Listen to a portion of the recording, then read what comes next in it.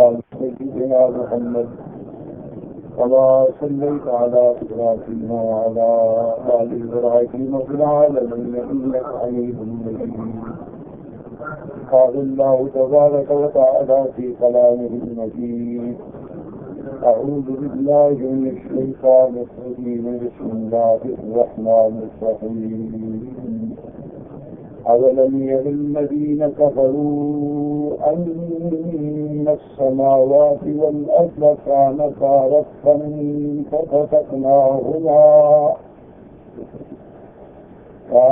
رتقا ففتقناهما وجعلنا من الماء كل شيء حي أفلا يؤمنون. وجعلنا في الأرض رواسي أن تميد بهم وجعلنا فيها فجاجا سبلا لعلهم يهتدون. وجعلنا السماء سقفا محفوظا وهم عن آياتها معرضون. وهو الذي خلق الليل والنهار والشمس والقمر كل في فلك يسبحون. وما جعلنا لبشر من قبلك الخلد أفإن مت فهم خالدون. كل نفس ذائقة الموت ونبلوكم بالشر والخير فتنة وإلينا ترجعون. اللہ تبارک و تعالی نے کلام مقدس کی ان آیات مبارکہ میں جو سورۃ الانبیاء کی آیات ہیں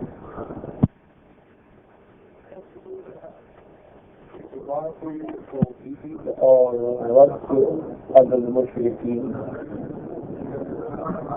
کیونکہ اللہ تبارک و تعالی کی ذات جو ہے وہ بلند و بالا ہے. کوئی دنیا کی آنکھ اس کو دیکھ نہیں سکتی. جب ایک ایسی ذات پر ہمارا ایمان ہے جس کو ہم دیکھ نہیں سکتے،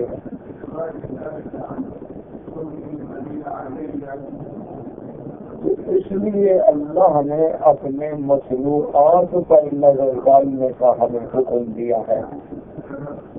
مجھے تو تم دیکھ نہیں سکتے، لیکن میری ذات کو کیسے پہچانو گے؟ تو اس ذات کو پہچاننے کے لیے اس کی مخلوقات اور مصنوعات پہ نظر ڈالی جاتی ہے کہ آسمانوں پہ نظر ڈالو، زمینوں پہ نظر ڈالو،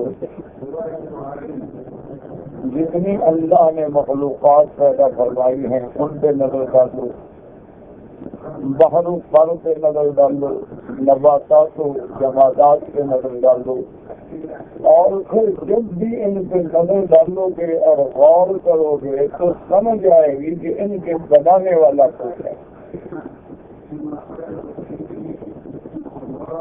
ایک چائے کی پیالی بھی بغیر بنانے والے سے نہیں بنتی، ایک روٹی بھی بغیر پکانے والے سے نہیں پکتی، ایک قمیص بھی بغیر سلائی کرنے والے کے خود بخود نہیں سل جاتی. جب ہم کپڑے پہ نظر ڈالتے ہیں تو فوراً ذہن جاتا ہے کہ یہ کسی مل میں بنا ہے. جب سلائی پہ نظر ڈالیں گے تو فوراً دماغ ہو جائے گا کہ بھئی کسی اچھے درزی میں سیا ہے.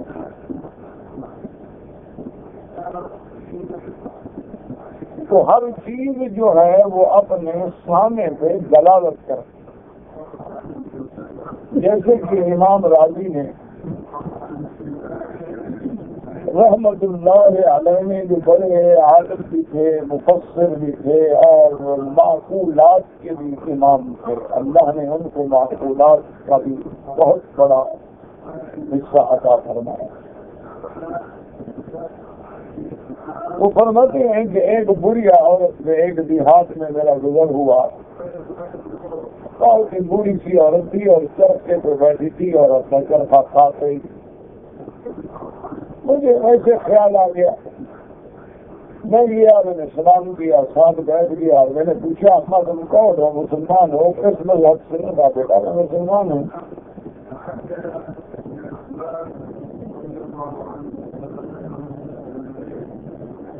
تو امام راضی رحمت اللہ علیہ فرماتے ہیں کہ میرے دل میں خیال آیا کہ دیکھو اللہ نے کچھ اتنا علم دیا ہے لیکن ہم پھر بھی کئی کتابیں پڑھتے ہیں، تفسیریں پڑھتے ہیں، احادیث مبارک کا مطالعہ کرتے ہیں، پھر دلائل اکٹھے کرتے ہیں، اب اس بوڑھی عورت ہے بیچاری انکا پوری سی دیہات میں رہنے والی ہے، اس سے پوچھو تو صحیح۔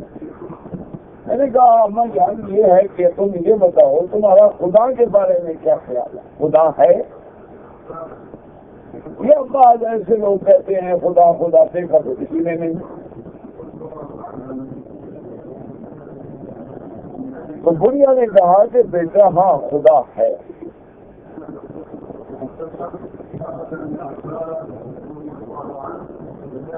میں نے کہا کہ اما جان آپ تو یہ بتائیں کہ خدا ہے لیکن کوئی چیز ہو نظر تو آئے نا، کعبۃ اللہ ہے نظر آ رہا ہے،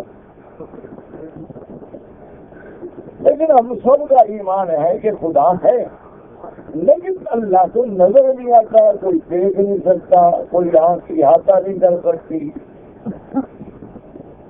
تو تمہیں کیسے پتا ہے کہ خدا ہے؟ انہوں نے کہا بیٹا اور تو میں پڑھی لکھی تو ہوں نہیں، میں تو دیہات کی ایک بڑھیا عورت ہوں، جاہل عورت ہوں، کسی چرخے سے میں نے سمجھا ہے کہ خدا ہے۔ میں نے کہا اما جان چرخا نے کیسے تمہیں بتایا؟ اس کا بیٹا دیکھو نا یہ چرخا ہے، اس کے جب تک میں نہ چلاؤں نہیں چلتا، تو ایک چھوٹا سا چکر بغیر چلانے کے نہیں گھومتا، اتنا بڑا آسمان و زمین کیسے کھڑا ہوا ہے بغیر چلانے والے؟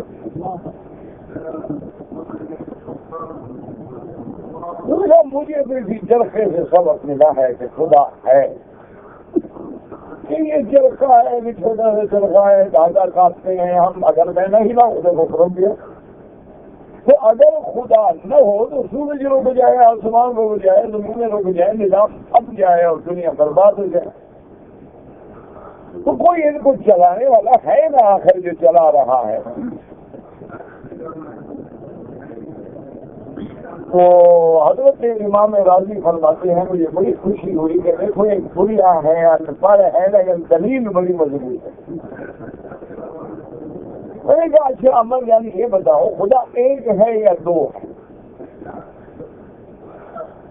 یہ تو بات بن گئی، یقین ہو گیا کہ خدا تو ہے، اس کے بغیر تو کام جاری نہیں چلتی، لیکن پتہ نہیں دو ہوں۔ انہوں نے کہا کہ نہیں خدا ہے اور ہے بھی ایک،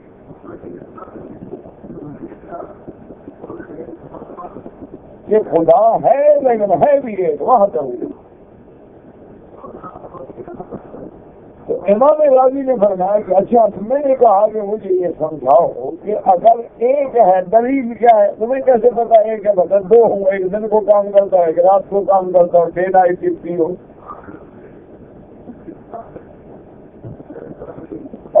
نہیں بیٹا ایک، میں نے کہا ایک کیسی ہے دلیل کیا؟ انہوں نے یہی چرخا ہے، میرے پاس دلیل ہے اور تو کوئی ہے نہیں۔ میں نے کہا چرخے سے کیسے پتہ چلا خدا ایک ہے؟ انہوں نے کہا دیکھو ایک عورت میں چلا رہی، اگر ہم دو ہوں، ایک ادھر چلائے ایک ادھر چلائے، چرخا ٹوٹ جائے گا، چلے گا تو نہیں۔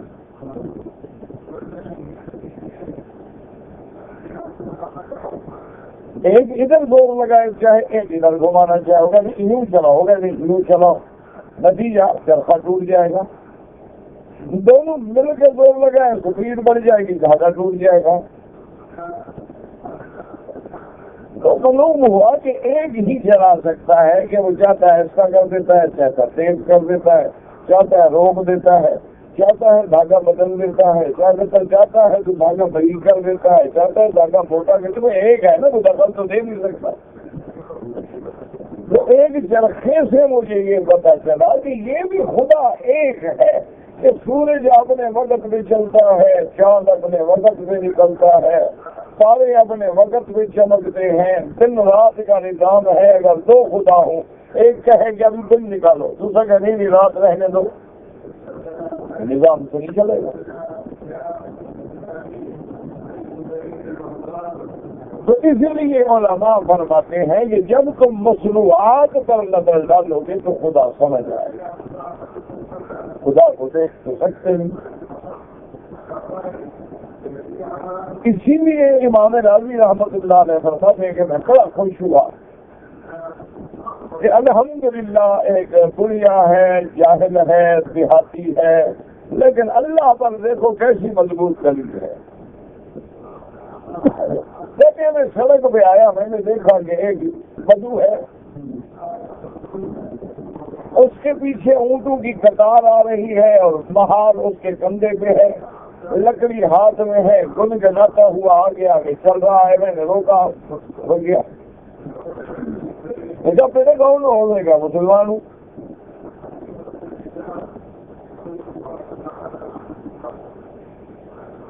میں نے کہا تمہارے پاس کوئی دلیل کیا ہے کہ خدا ہے؟ اس کے وجود پر کوئی دلیل؟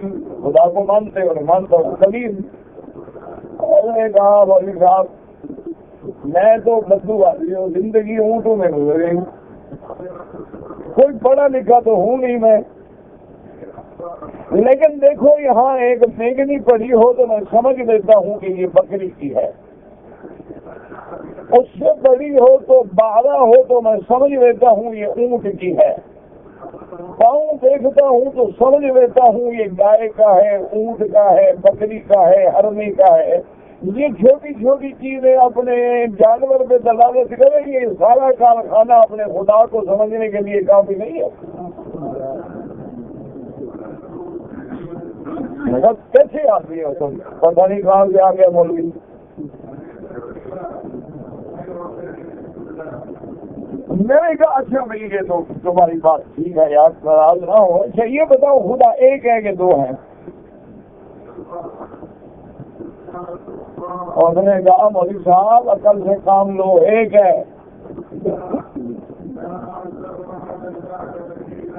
تو میں نے کہا یار میری بات یہ ہے کہ مجھے دلیل دو نا کہ خدا ایک ہے، وحدہ لا شریک لہ، ایک ہے۔ تمہارے پاس کوئی دلیل ہے؟ اس نے کہا یار میں کو پڑھا لکھا آدمی ہوں، دلیل میں ابھی تمہیں بتاتا ہوں۔ میں نے کہا اونٹ چھوڑ دیا، ڈنڈا لے کے میرے پیچھے بھاگا، میں آگے جا رہا ہوں، میرے پیچھے نے کہا ابھی دلیل دیتا ہوں، تمہارا سر پھاڑ دوں گا، سمجھ آ جائے گا تمہیں کہ خدا ایک ہے کہ دو ہے۔ میں نے کہا ابھی تمہاری دلیل بڑی مضبوط ہے، بس مجھے معاف کر دو، مجھے سمجھ آ گئی۔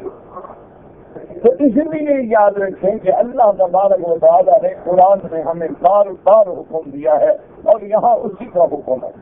فرماتے ہیں وَلَمْ يَرَ الَّذِينَ كَفَرُوا أَنَّ السَّمَاوَاتِ وَالْأَرْضَ كَانَتَا رَتْقًا فَفَتَقْنَاهُمَا وَجَعَلْنَا مِنَ الْمَاءِ كُلَّ شَيْءٍ حَيٍّ افلا یؤمنون۔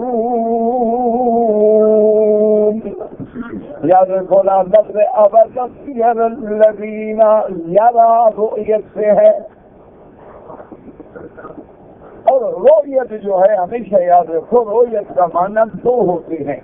ایک رؤیت کا معنی آنکھوں سے دیکھنا، رأیت البیت رأیت الکعبۃ، میں نے کعبے کو دیکھا، تو یہ رؤیت بصریہ کہلاتی ہے، جو چیز ہم اپنے آنکھوں سے دیکھتے ہیں، کہتے ہیں رائے تو میں نے دیکھا۔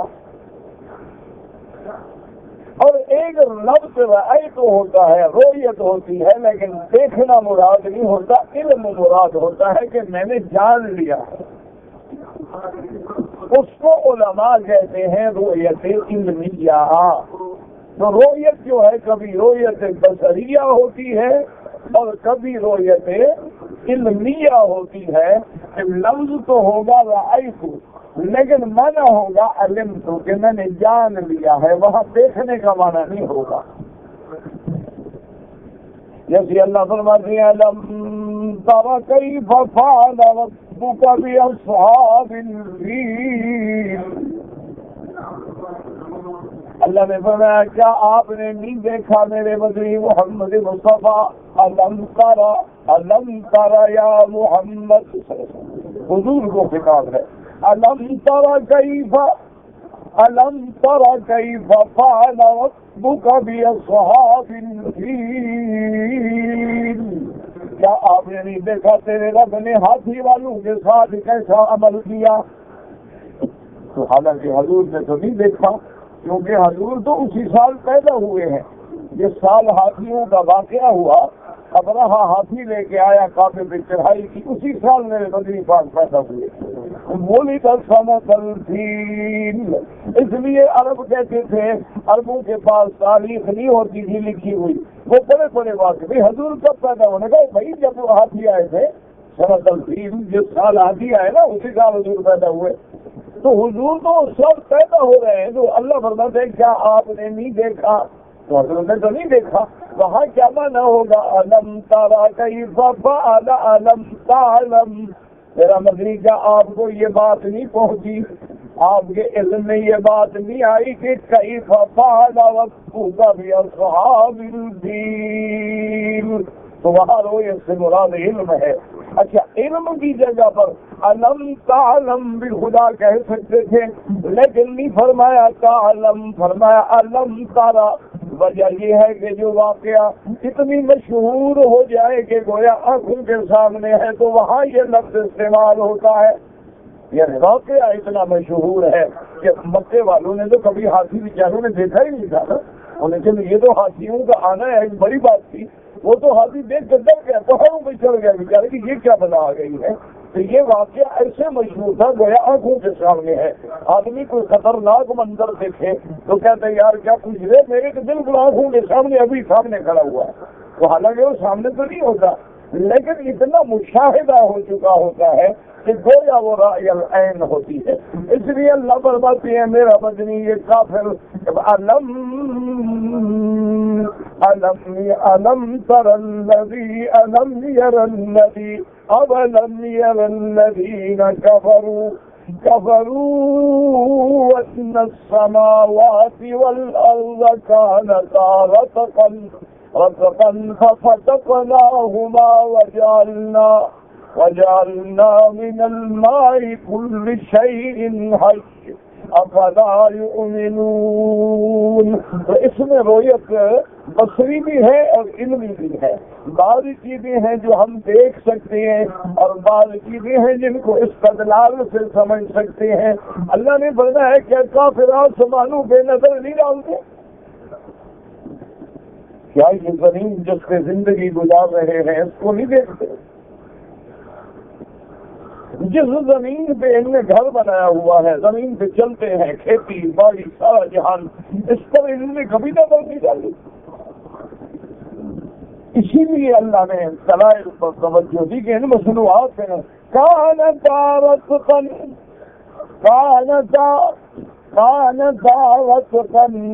ففتقناهما. یا دیکھو رتقا مانا بند، یہ دونوں چیزیں آسمان بھی بند زمین بھی بند. فتقناهما، فتقنا کا مانا کھول دینا. کیا یہ نہیں دیکھتے کہ آسمان بھی بند تھے، زمینیں بھی بند تھی، میں نے کھول دی، ہم نے کھول دی. تو رتقن کا مانا بند اور فتقنا کا مانا کھولنا، اسے کیا برا ہے؟ حضرت عبداللہ ابن عمر بیٹھے تھے رضی اللہ تعالی عنہما کہ ایک آدمی نے آ کے یہی آیت مبارک پوچھی. اس نے کہا کہ یا ابن عمر، حضرت عمر کے بیٹے، مجھے قرآن کی یہ آیت سمجھائیں. اللہ فرماتے ہیں کہ آسمان بھی اور زمینیں بند تھی، ہم نے کھولا. تو یہ رتقن ففتقناہما، مجھے سمجھ نہیں آیا کیا بند تھی کیا کھولا.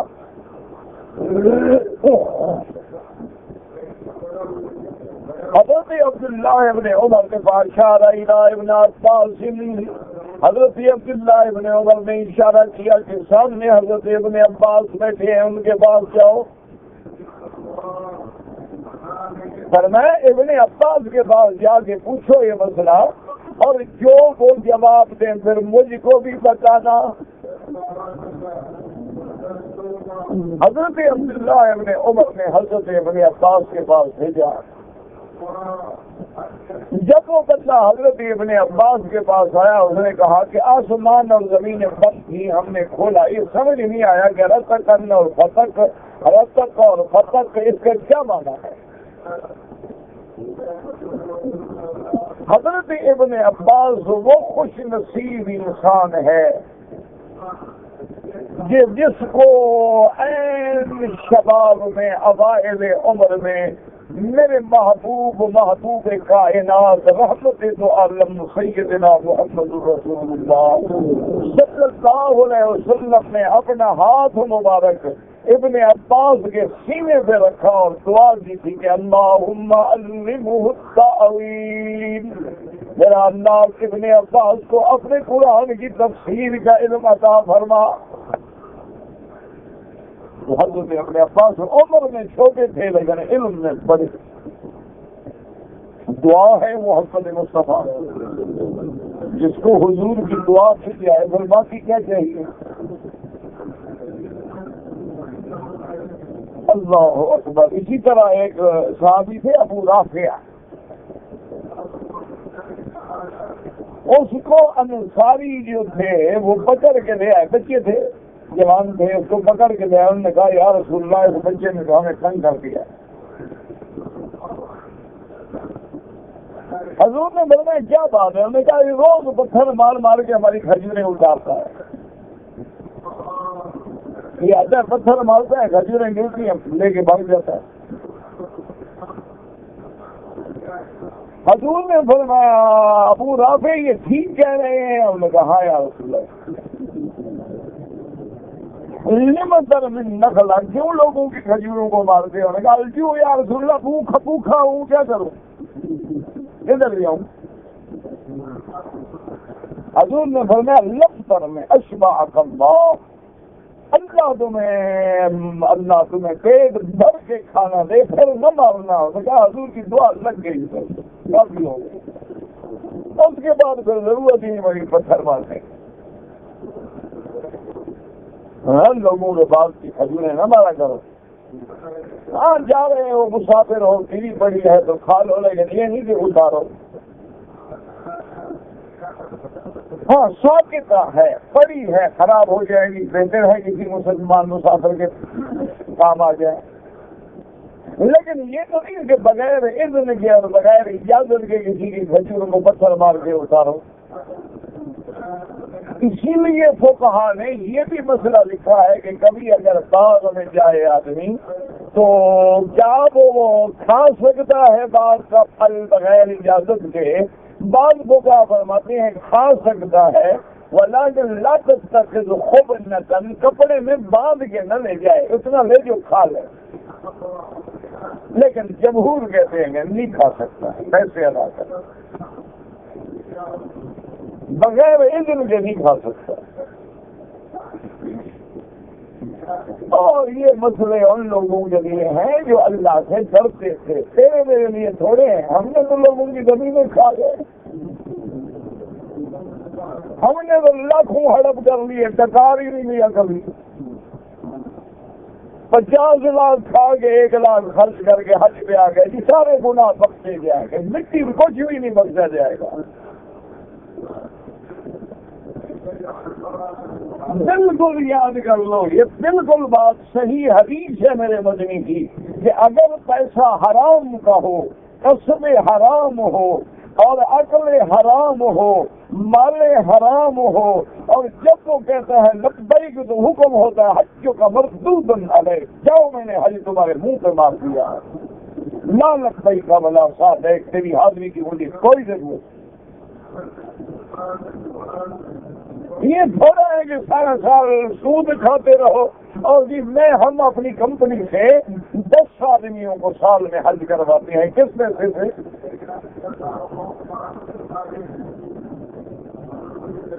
یہ دیکھیں گے ماشاء اللہ، باہر حج کے گلے میں آپ دیکھیں گے انشاءاللہ ایک ڈبہ ہوگا، بینک کی طرف سے ایک چھتری پکڑوا دیں گے، ڈبہ پکڑا دیں گے کہ کعبۃ اللہ میں بھی اس سودی ادارے کا ایجنٹ بن کے پھرتا رہے.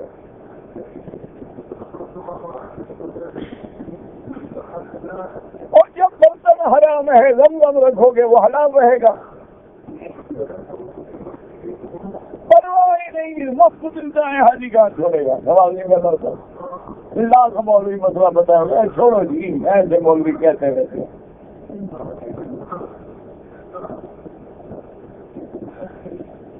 یاد رکھو حج پہ آئے ہو، ایک ایک پیسے کا خیال کرو، ایک ایک ڈھیلے کا خیال کرو، ساتھیوں کے ساتھ روٹی کھاؤ، کھانا کھاؤ، چیز خریدو، ایک ایک ڈھیلے کا حساب کرو کہ کہیں کسی حرام کی وجہ سے خدا اپنے دروازے سے محروم نہ لوٹا دے.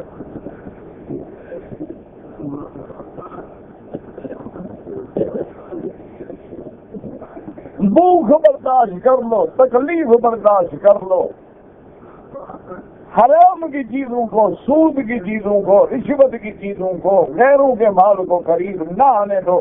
یہ نہ سمجھنا کہ معمولی بات ہے، حرم کے باہر جاتے ہیں جوتا پڑا ہے اٹھا لیں، کیوں اٹھا لو بھائی؟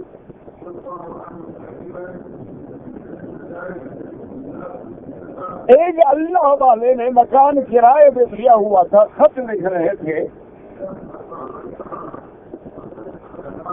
اس دور میں آپ کو پتا ہے کہ یہ قلمیں تو ہوتی نہیں تھی، نہ پین ہوتے تھے، نہ قلمیں ہوتی تھی، نہ پنسلیں ہوتی تھی.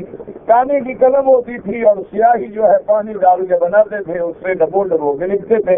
تو سیاہی کو خشک کرنے کے لیے کمرے کی دیوار پرانی تھی، مٹی گر رہی تھی، تھوڑی سی مٹی اٹھا کے اس کاغذ پہ ڈال دی تو سیاہی خشک ہو جائے، پھونک سے اڑا دیتے تھے.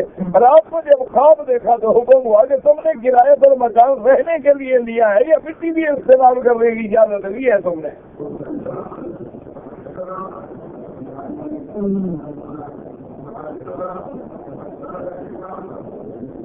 اسی وقت توبہ کی اور صبح جا کے مالک کے مکان سے معافی مانگی. اس نے کہا کوئی بات نہیں، نہ لیں گے، کوئی بات نہیں. حضرت حاجی امداد اللہ رحمۃ اللہ علیہ کے بارے میں آتا ہے، ہم نے تو زیارت نہیں کی. وہ بڑے بڑے علماء ان کے مرید تھے اور بڑے اللہ والے تھے. وہ بعض مسائل میں ان سے اختلاف بھی ہے علماء کو.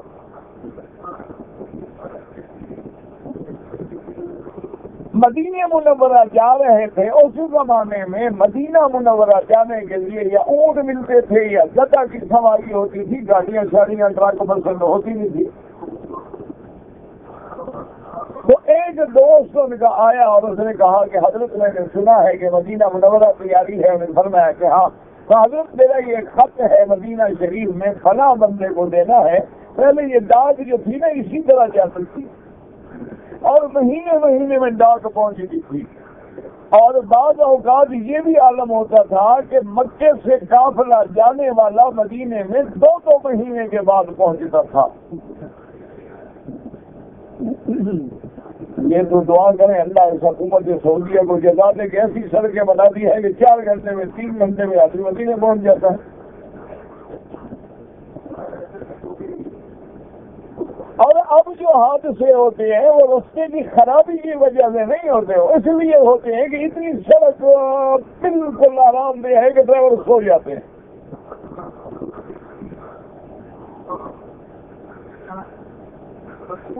کیونکہ یہاں سے آپ بیٹھے نا یقین کریں وہاں تک آپ کو کسی گیئر بدلنے کی ضرورت بھی نہیں پڑے گی. ایک دفعہ لگا دیا بس جا رہے ہیں. تو اس دور میں تو یہ تھا نہیں. جب بارشیں آتی تھیں راستے میں ندیاں نالے بہ جاتے تھے. حاجی بیٹھے رہتے تھے کیسے چلے، نہ سڑک ہے نہ پل ہے، گزرے کیسے.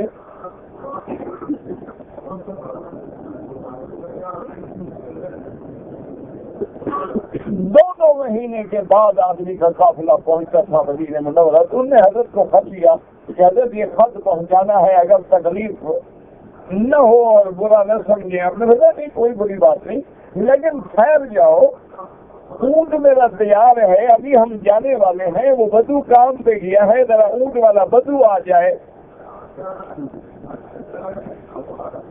تو وہ بندہ حیران ہو گیا. اس نے کہا حاجی صاحب اونٹ والے کا کیا تعلق ہے؟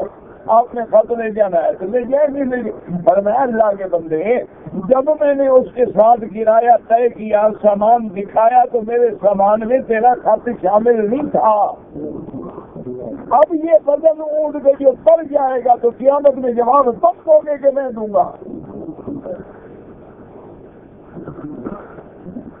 اور ہمارا سب سے اچھا حاجی تو وہ ہوتا ہے نا جو 20 کلو کے بجائے جہاز سے 40 کلو نکال لے.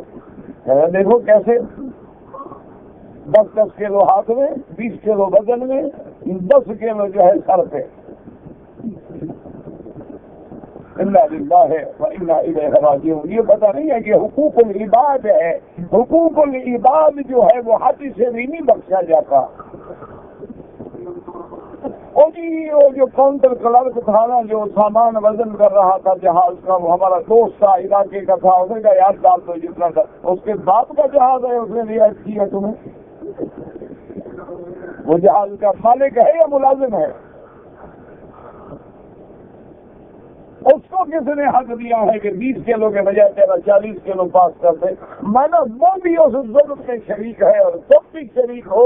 اور یہ جو زائد وزن کی قیمت ہے یہ قیامت میں تیری نیکیوں سے وصول کی جائے.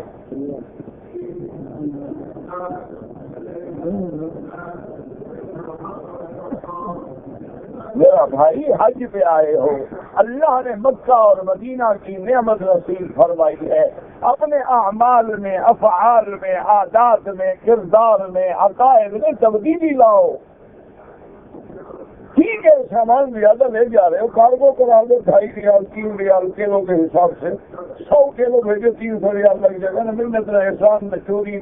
ضرورت کیا ہے کہ وہاں آدمی جناب کھڑا ہو اور لڑکوں کی محنت کرے. حضرت مہربانی، حضرت یار مہربانی ہو، یار مہربانی ٹکے کے لوگ ہیں منتیں کھڑے کر رہے ہو. سامان تمہارا کم ہوگا، آرام سے نکل جاؤ گے. حالانکہ یقین کریں الحمدللہ ہمیں تو بیچارے خود کہتے ہیں ممی صاحب آپ کتنا سامان ہے، تو ہے ہی نہیں.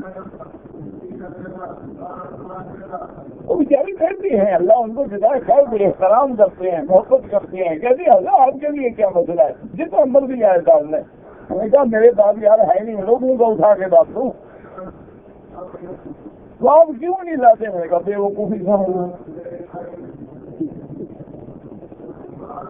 نہیں جی نہیں رہے گا. بابا سامان تو وہ لے آئے نا جس کو نہ ملتا ہو. مولوی اور پیر کا تو ساری مخلوق کے رزق میں اللہ نے حصہ رکھا ہوا ہے. ہم پاگل ہیں کہ سامان اٹھا کے لے جائیں. یہ ساری مخلوق جو کما رہی ہے ہمارے لیے تو کما رہی ہے.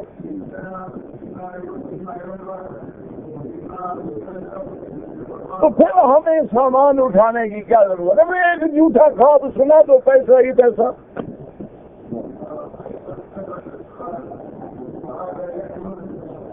انا للہ و انا الیہ. میرے پاس خود ایک آدمی آیا، کہتا ہے جی مجھے خواب میں زیارت ہوئی حضور صلی اللہ علیہ وسلم کی. انہوں نے کہا کہ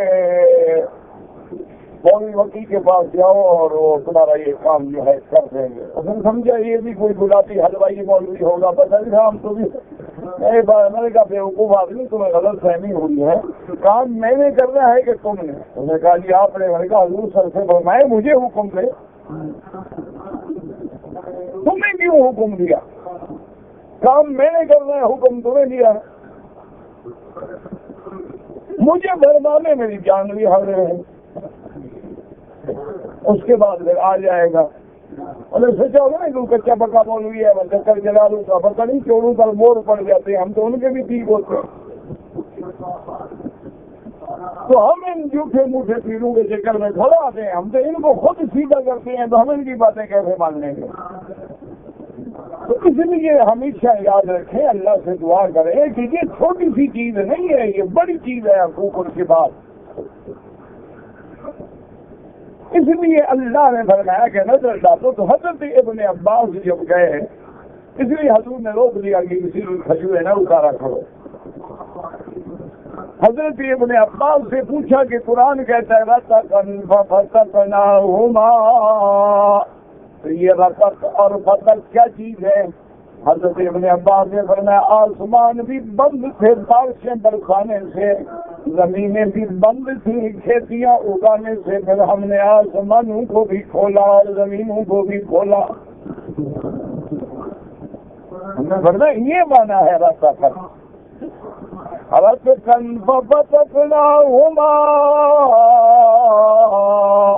آسمان بھی بند تھے. وَأَنزَلْنَا مِنَ السَّمَاءِ مَاءً مُبَارَكًا، پھر ہم نے آسمانوں سے برکت والا پانی اتارا اور پھر ہم نے زمینوں کو زندگی بخشی.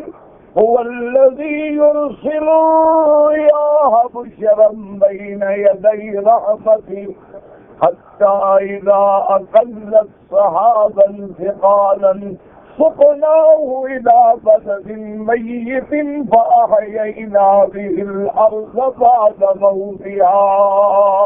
اللہ فرماتے ہیں پہلے ہم خوشخبری دینے والی ٹھنڈی ٹھنڈی ہوائیں چلاتے ہیں، آدمی خوش ہوتے ہیں بارش آ رہی ہے، پھر وہ ہوائیں بادلوں کو دھکیلتے چلاتے چلاتے وہاں لے جاتی ہیں جہاں میرا حکم ہوتا ہے.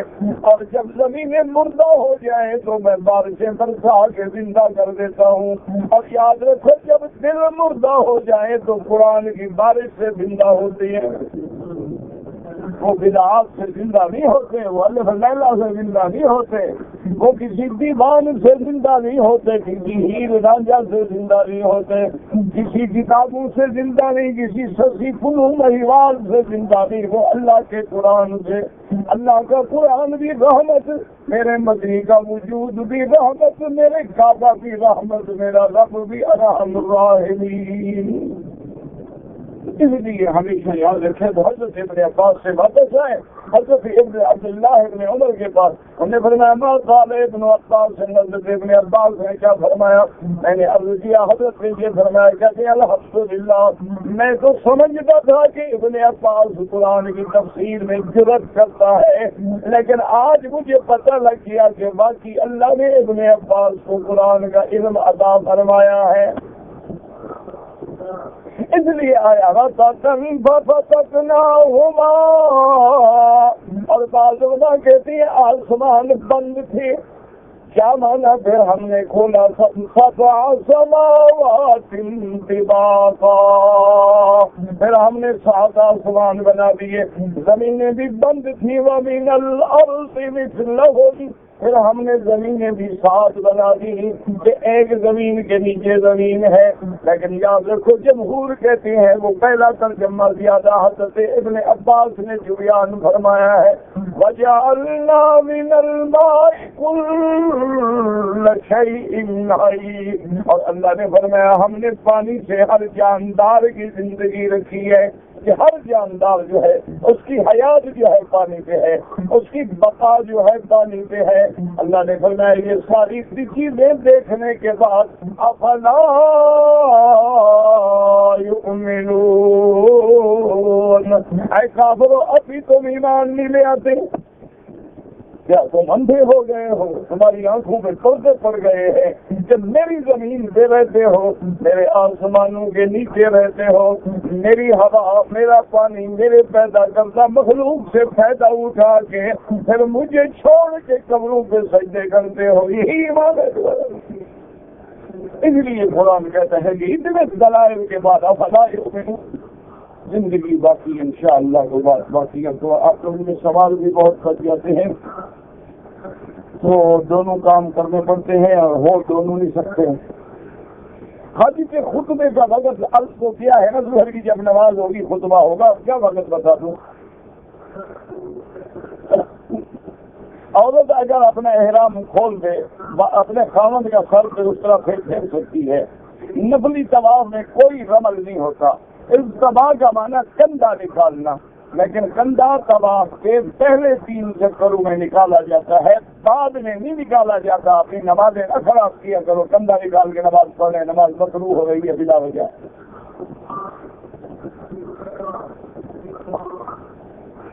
میں شعبان میں آیا تھا، پھر مکے میں رہ گیا. اب آپ کے لیے افضل ہے حج افراد، حج مفرد کریں.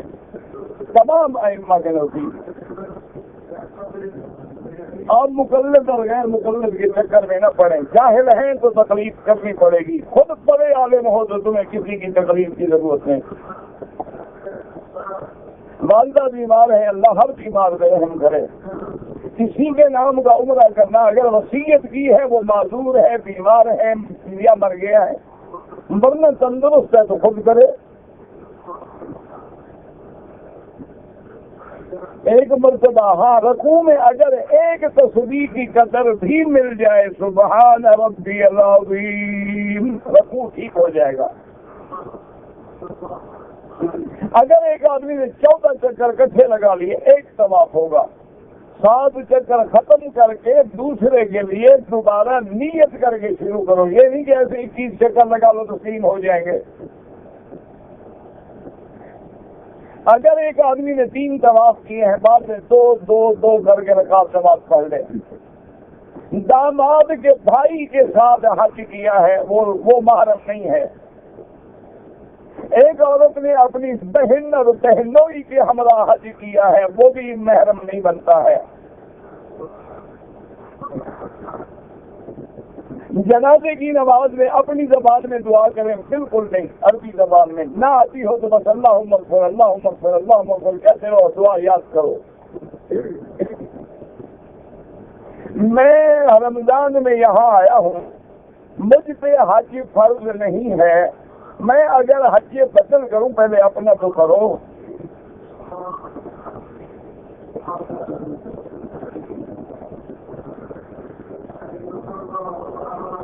اگر میری والدہ بیمار ہیں اور محتاج ہیں تو آپ والدہ کی خدمت کریں, والدہ کی اجازت سے حج کریں, ورنہ حج کو لیٹ کر دیں لیکن ماں کی خدمت نہ چھوڑیں.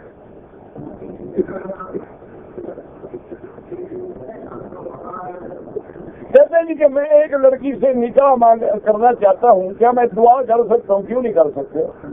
کر سکتے ہوں. دیکھو میں 5 سال سے کر رہا ہوں, ابھی تک نہیں منظور ہوئی. آپ میرے لیے کرتے ہیں, شاید ہو جائے گا.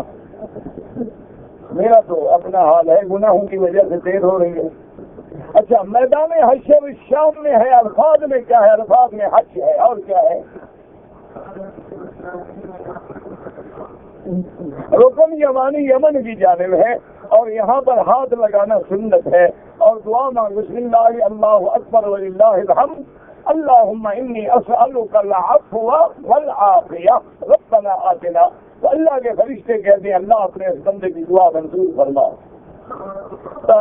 تہجد کی نماز گھر میں پڑھے تو افضل, ہاں گھر میں پڑھے تو افضل ہے. میں نے 3 دفعہ حج کیا, حج افراد. تو آپ نے حج کی بکری تھی ہی نہیں. ٹھیک ہے, آپ نے نہیں کی, اچھا کیا.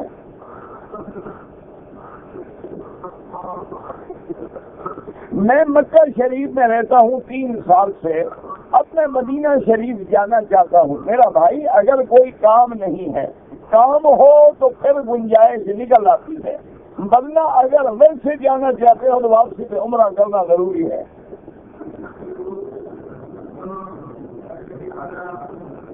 کہتے تھے کہ جب ہم حج کریں گے انشاءاللہ, طواف کے بعد 2 رکعت ہے, صفا مروہ کے بعد بھی 2 رکعت ہے, کوئی 2 رکعت نہیں.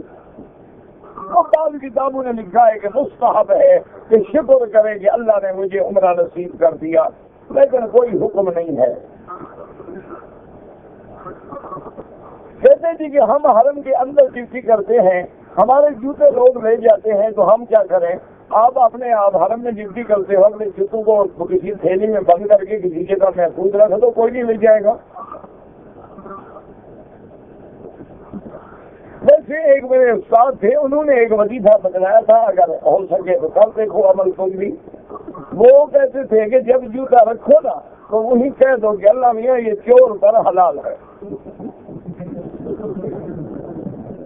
اچھا, میں نے پوچھا تھا, میں نے کہا حضرت ایسے کیا ہوگا؟ انہوں نے کہا تم تجربہ کرو. اچھا, میں جب کرتا ہوں تو جوتا کوئی نہیں اٹھاتا. میں نے پوچھا حضرت کیسے؟ انہوں نے کہا چور حرام کھا سکتا ہے, حلال کھا ہی نہیں سکتا.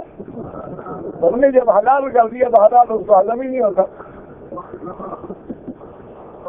بہرحال ایک طریقہ ہے, اللہ عالم, کر دیکھو.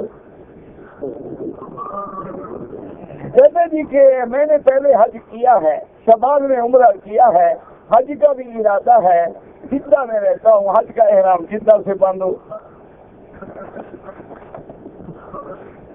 مکہ میں رہتا ہوں اور حج تمتع کرنا چاہتا ہوں، مکے میں رہنے والے کے لیے حج افراد افضل ہے چاروں ائمہ کے نزدیک۔ اگر میں نے حج کیا ہوا ہے لیکن اس سال حج کا ارادہ نہیں ہے اور اب ان مہینوں میں عمرہ کر لوں، بالکل کریں، کوئی منع نہیں۔ گائے میں 7 آدمی حصے دار، بھینس میں 7، اونٹ میں 7، بکری میں 1، دمبے میں 1۔ لائف انشورنس کرانا بالکل حرام ہے، جوا بھی ہے اور سود بھی ہے۔ میں نے ابھی صفا مروا نہیں دوڑا تھا کہ تیوی کے بال پہلے کاٹ لیے، دم پڑ گئی۔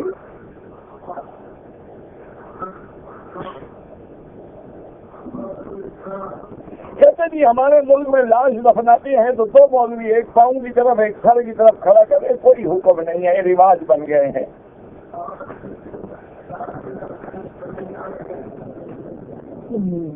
میرا بھائی نماز قضا ہو گئی مثلاً، تو جب تمہاری فجر کو آنکھ کھلی فوراً ادا کرو، یہ نہیں کہ اگلے صبح انتظار کرو۔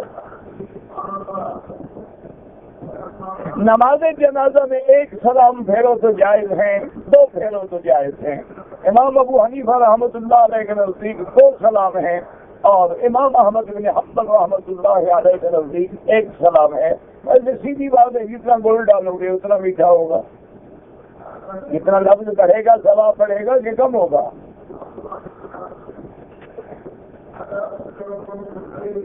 ہاں کوئی چیزیں لوگ کچرے میں پھینک دیتے ہیں، وہ اٹھا سکتے ہیں، ایمان بیکار ہے۔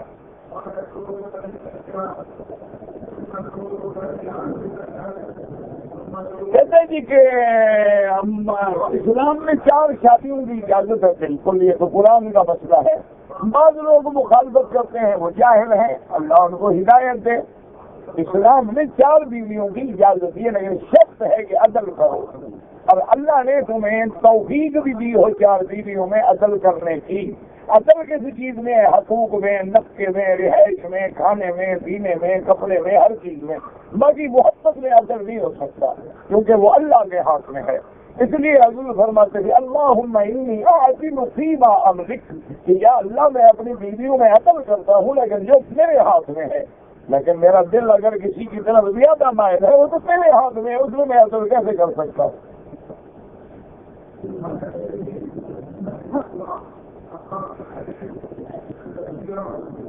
اگر میں نے عمرے کے طواف میں جب حجر اسود کے سامنے آیا تو اشارہ نہیں کر سکا، کوئی بات نہیں،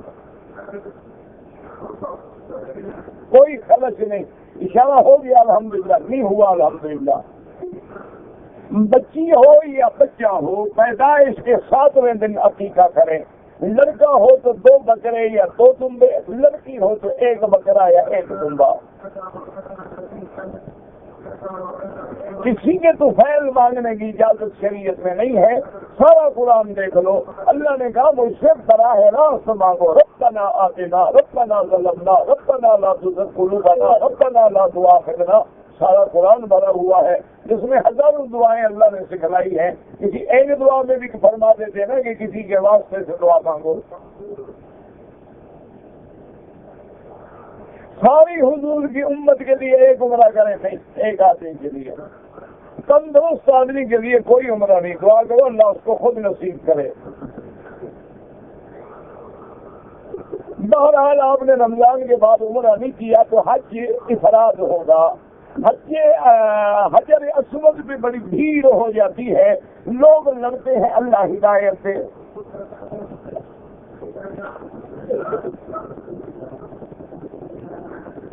عمرے کے لیے دم پڑ گیا، دم دے دیا، عمرہ ہو جائے گا؟ ہاں ہو جائے گا۔ اگر اپنے والد کے لیے عمرہ کروں بالکل جائز ہے، ضرور کریں۔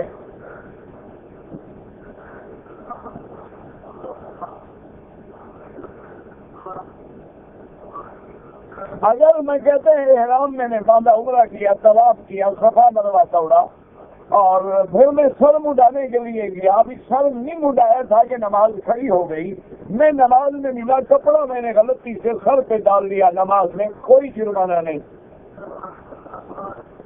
اگر ہم لوگ 15 دن کی ٹھہرنے کی نیت نہ ہو تو پھر امام ابو حنیفہ کے نزدیک آپ مسافر ہو گئے، 15 دن کی نیت ہو تو مقیم ہو جائیں۔ رکن یمانی کا بوسہ جائز ہی نہیں، ہاتھ لگانا ہے۔ طواف کے دوران ادھر رخ نہ کریں، ایسے چلیں جیسے چلا جاتا ہے۔ حجر اسود کے سامنے کھڑے ہو کے 1 سیکنڈ بسم اللہ اللہ اکبر وللہ الحمد۔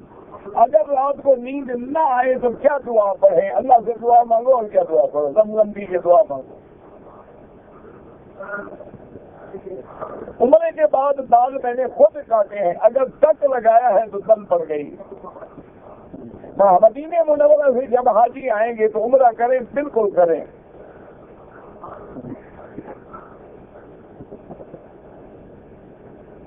لیز پر یعنی پیسے نقد دے کے گھر لینا، یہ پالیسی مجھے پوری دکھے تب میں بتا سکتا ہوں۔ آج کل کے دور میں غلام خریدے جاتے ہیں، غلام ہے ہی نہیں تو خریدے کیا جائیں گے؟ جو ہمارے رشتے دار فوت ہو گئے ان کے لیے عمرہ کریں، بالکل کریں۔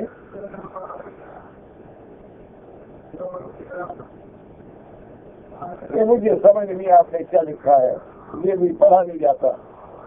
پہلی نظر کعبۃ اللہ پہ پڑھے تو دعا قبول ہوتی ہے، ہاں انشاءاللہ قبول ہوتی ہے۔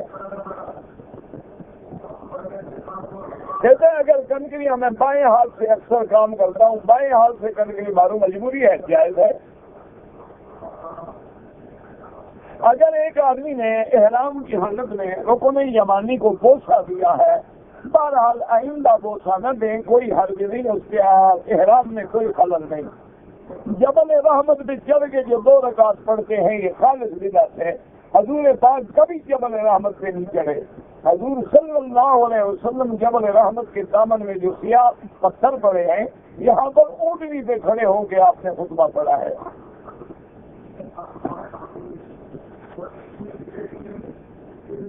کہتے ہیں کہ بعض حضرات کہتے ہیں کہ انبیاء قبر میں زندہ، بالکل زندہ ہے، سنتے ہیں، بالکل سنتے ہیں۔ حجر اسود کے بوسہ دینے میں دھکے دیں، بالکل دھکے نہ دیں، دھکا دینا حرام ہے، بوسہ دینا سنت ہے۔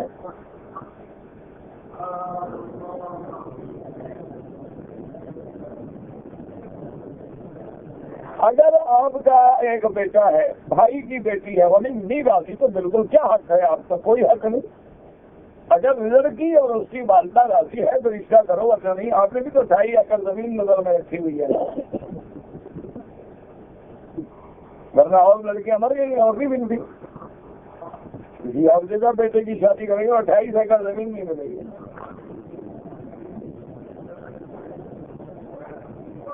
نماز پڑھتے ہوئے نظر سجدے کی جگہ پہ ہو،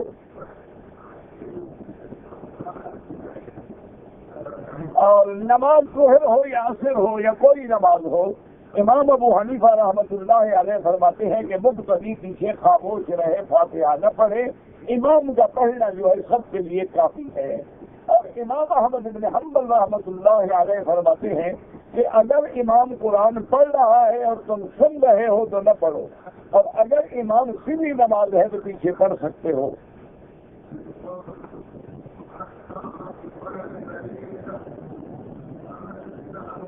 میں کام کر، میرا بھائی اگر تمہاری کوئی جتنی ہے، کام ہے، پھر مدینے سے عمرہ نہیں کیا تو بچہ ہو گئے، لیکن اب سب کے نزدیک یہی ہے کہ عمرے کے بغیر نہ آیا کرو۔ مکے میں رہنے والوں کے لیے حج افراد ہوتا ہے۔ عزیزیہ میں اگر ہم نماز پڑھیں، پورے حج حرم میں جہاں نماز پڑھو 1 کا لاکھ ملے گا۔ لوگ نماز میں سینے پہ ہاتھ باندھنے جائز ہے، ناف پہ باندھنے جائز ہے، ناف سے نیچے باندھنے جائز ہے، یہ تو ساری اللہ نے ہمارے لیے آسانی پیدا کی ہے، رحمت کی ہے، جھگڑے کیوں بناتے ہو اس کو؟ اب ایک آدمی کا پیٹ بڑا ہو وہ کہاں ہاتھ باندھے گا؟ ایک کا قد چھوٹا ہو، یہ رحمت ہے، کیوں اس کو جھگڑے بناتے ہو؟ جہاں باندھے گا نماز ہو جائے گی۔ جھگڑا اس سے کرو جو بدبخت پڑتا ہی نہیں۔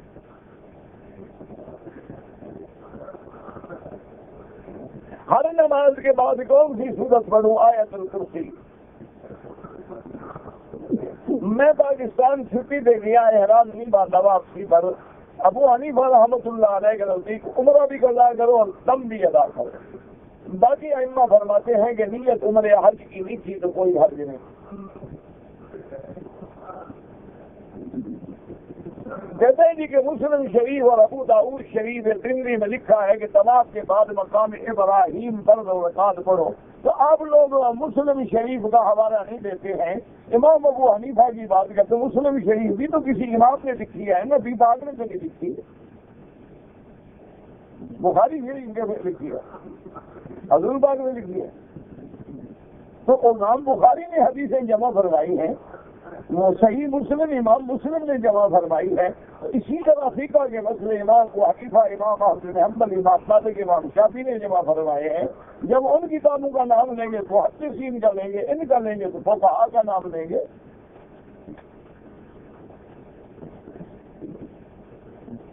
فاتحہ کے بغیر کوئی نماز نہیں ہوتی، بالکل مجھے کوئی نماز بتاؤ کہ اس میں فاتحہ نہ ہو، کوئی ایسی نماز ہے دنیا میں جن میں فاتحہ نہ پڑھ جائے؟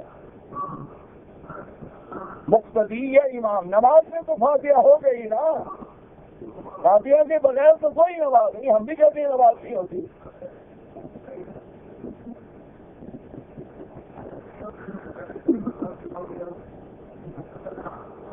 بھائی دونوں طرف سلام پھیرنا بھی حدیث میں جائز ہے اور جنازے میں ایک طرف بھی جائز ہے۔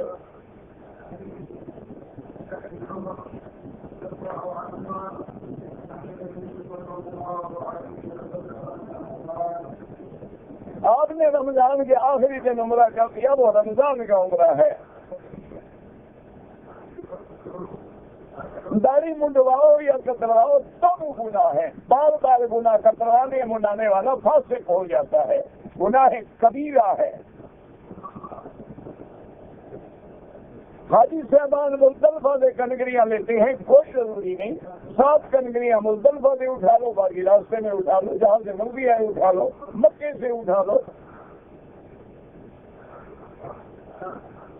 ایک آدمی نے اپنی بیوی کو حالت حیض میں طلاق دی، اس نے گناہ کیا، حیض میں طلاق نہیں دینی چاہیے لیکن طلاق تو ہو جائے گی، گولی بسم اللہ پڑھ کے مارو یا بغیر بسم اللہ کے مارو، گولی تو لگے گی۔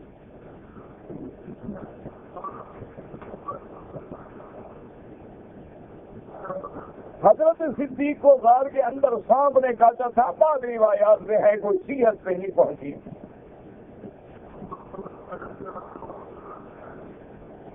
کہتے ہیں کہ عشاء کی اذان ہو رہی ہوتی ہے اور بادشاہ کہتے تو آپ کے نماز پڑھتے ہیں، کیا حاصل کیا منع ہے؟ کوئی منع نہیں، جب چاہو نماز تو وقت ہو گیا نا، مغرب کے بعد ساری رات جب چاہو، یہ تو ضروری نہیں کہ اذان ہو رہی ہے تو نماز نہ پڑھو۔ قیامت والے دن لوگوں کو ماں کے نام سے بلایا جائے گا؟ بالکل نہیں، باپ کے نام سے، یہ تو جاہلوں کا مسئلہ ہے۔ ادعوہم لآبائہم هو اقسط عند اللہ، صرف حضرت عیسیٰ کو ماں کے نام کے ساتھ بلایا جائے گا، باقی سب کو باپ کے نام سے بلایا جائے گا۔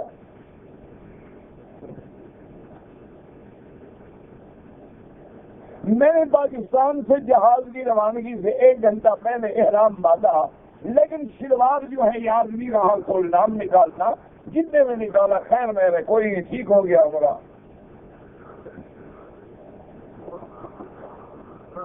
لائن سے پہلے استعلام نہ کیا کریں، سامنے کریں، اگر ہو گیا کوئی بات نہیں۔ کہتے ہیں جی کہ پاکستان میں اکثر علماء اور ٹریننگ دینے والے بتاتے ہیں کہ عورت احرام میں سفید کپڑا پہنے، بالکل کوئی علماء نہیں بتاتے، یہ آپ کو ہر داڑھی والا عالم نظر آتا ہے، کسی عالم نے کبھی نہیں بتایا ہوگا، مجھے کسی کی کتاب میں دکھا دو، عورت کے لیے تو کوئی احرام ہوتا ہی نہیں، کس احرام کا کپڑا؟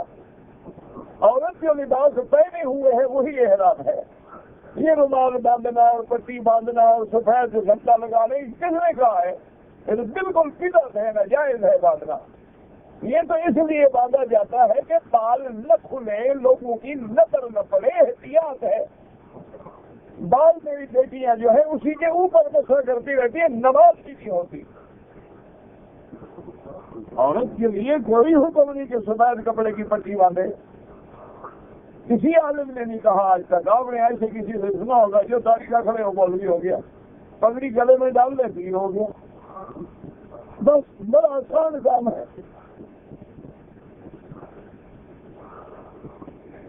ہم شمیسی میں رہنا ہے اور حج کرتے ہیں، وہیں سے احرام باندھیں۔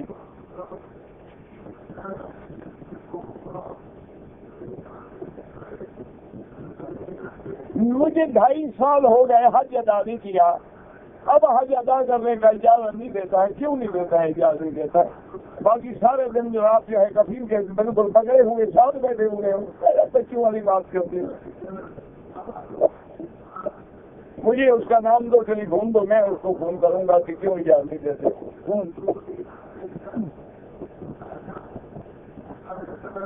اگر کوئی ایسے احرام باندھا ہے، شلوار نہیں اتارا، لیکن جب یاد آ گیا اتار دیا، اگر پورے عمرے میں بالکل نہیں اتارا تو دم پڑ گیا۔ اب اس کا جواب تو میرا بھائی میں نہیں دے سکتا ہوں۔ کتنا کون پڑے رہے، پہلے 2 رات سے تو پڑھتا رہا ہوں، لوگ کھڑے رہے، میں سوال کرتا رہا۔ اب والی مہندی استعمال کر سکتے ہیں؟ مجھے کیا بتا ارگ والی مہندی کیا ہوتی ہے؟ کیا کلے پر کالا ٹیکا لگا سکتے ہیں؟ اچھا یہ جو ٹیکا داغ لگاتے ہیں، بالکل نہیں، ہندو کی رسمیں ہیں۔ اگر جنازے کی دعا یاد نہ ہو، جتنا یاد ہے اللہم اغفر اللہم اغفر اللہم اغفر، بس اسے ہی مانگتے رہو۔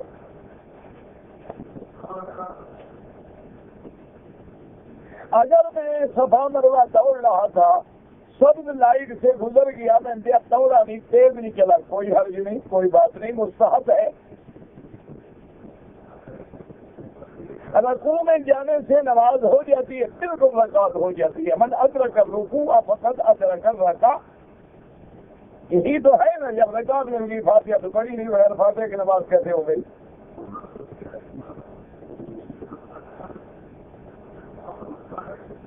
میری والدہ 70 سال کی ہے، بیمار ہے، کون سا حج کرنا چاہیے؟ حج افراد کریں اگر آپ یہاں رہتے ہیں۔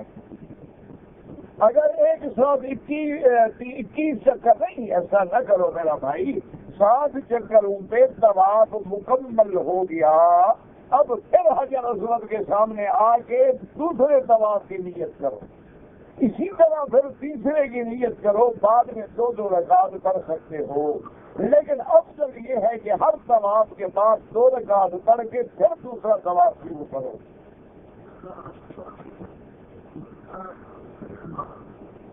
جیسے کہ اگر میاں بیوی دونوں حج پہ آئے ہوئے ہیں تو ابھی احرام کھل چکے ہیں، تو حج سے پہلے میاں بیوی مل سکتے ہیں؟ کیوں نہیں مل سکتے ہیں؟ مکے میں آ کے بیوی نہیں رہتی ہے، یا مکے میں جتنے لوگ پیدا ہوتے ہیں یہ میاں بیوی ملے بغیر اوپر سے ٹپکتے ہیں؟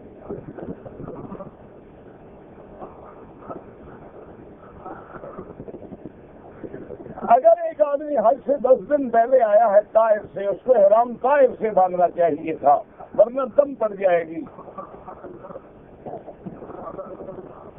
تمتع والوں کے لیے کوئی طواف قدوم نہیں ہوتا، آپ نے عمرہ کر لیا، احرام کھول لیا، یہی تمتع ہے۔ مینا کے اندر جب ہم 10 تاریخ کو آئیں گے تو پہلے بڑے شیطان کو 7 کنکریاں ماریں گے، پہلے کو درمیانے کو نہیں ماریں گے، سب سے آخری جو بڑا جمرہ ہے اس پہ 7 کنکریاں ماریں گے۔